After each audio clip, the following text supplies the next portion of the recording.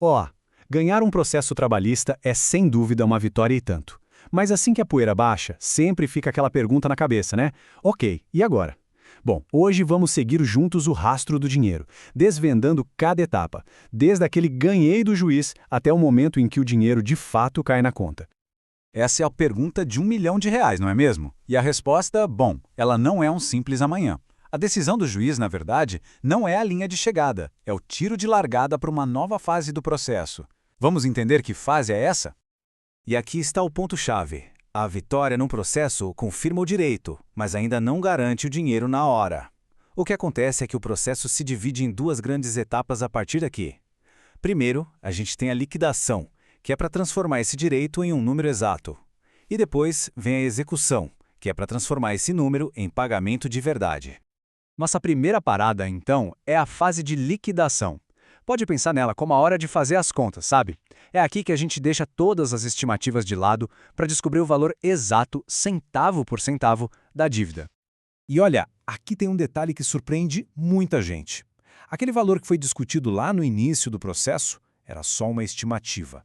A fase de liquidação é como se fosse uma auditoria bem minuciosa que vai calcular tudo.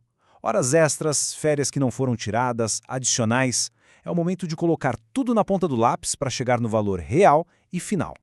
Mas esses cálculos não podem começar a qualquer hora, não. Existe um momento exato para isso, um gatilho jurídico que tem um nome meio complicado.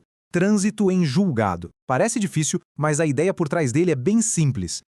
De forma bem direta, transitar em julgado significa que a discussão acabou. Ponto final. A decisão é definitiva e nenhuma das partes pode mais recorrer para tentar modificar o que foi decidido. A partir daqui, o foco muda de quem tem o direito para quanto exatamente deve ser pago. Certo. E como esse cálculo é feito na prática? Normalmente, o advogado de quem ganhou a causa apresenta uma conta bem detalhada. Se o caso for muito complexo, com muitos detalhes, o juiz pode chamar um especialista, o perito contador, para entrar em campo. A empresa, claro, tem o direito de analisar e até contestar esses números. E no final de tudo, a palavra final é do juiz, que bate o martelo no valor definitivo.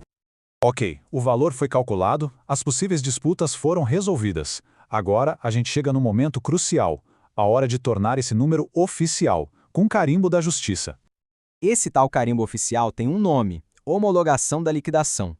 É basicamente o juiz dizendo, olha, este aqui é o valor final e correto da dívida. A partir desse momento, aquele cálculo vira uma ordem judicial que precisa de fato ser cumprida. E aqui, atenção para uma confusão muito comum.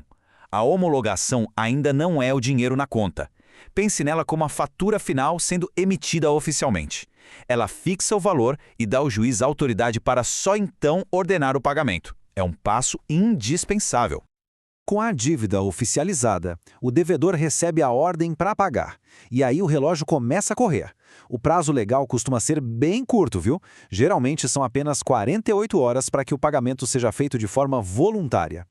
Acontece que nem sempre o pagamento rola de forma amigável e dentro do prazo. E é aí que a gente entra na fase de execução, quando a justiça precisa agir de uma forma um pouco mais enérgica. Pois é, essa é a pergunta que nos leva à fase de execução forçada. Quando a empresa simplesmente não cumpre a ordem judicial por conta própria, o sistema judiciário ativa suas ferramentas para garantir que a dívida seja quitada. E essas ferramentas da justiça são bem sérias. Elas vão desde incluir o nome da empresa em listas de devedores e bloquear contas bancárias, até impedir a venda de veículos e imóveis da companhia. Em último caso, pode acontecer até a penhora de bens ou de uma parte do faturamento para quitar a dívida. Ufa! Passamos por todas as etapas. Agora, vamos juntar as peças do quebra-cabeça e visualizar o caminho completo, do início ao fim até o pagamento. Olhando o mapa completo, a lógica fica bem clara, né? A sentença reconhece o direito. A liquidação transforma esse direito em um valor.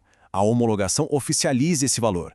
A intimação pede o pagamento. E se o pedido não funciona, a execução forçada entra em cena para garantir que ele aconteça. É um passo a passo para que a justiça não fique só no papel. No fim das contas, o objetivo de todo esse processo, que às vezes parece bem complexo, é um só: transformar o direito que foi reconhecido numa realidade concreta. Porque a justiça só se completa de forma prática e efetiva quando o valor determinado chega a quem de direito. Então fica a reflexão: a sentença favorável não é o fim da história. Ela é, na verdade, o início do capítulo mais importante, aquele em que o direito finalmente vira pagamento. É a etapa final que garante que a justiça de fato foi feita.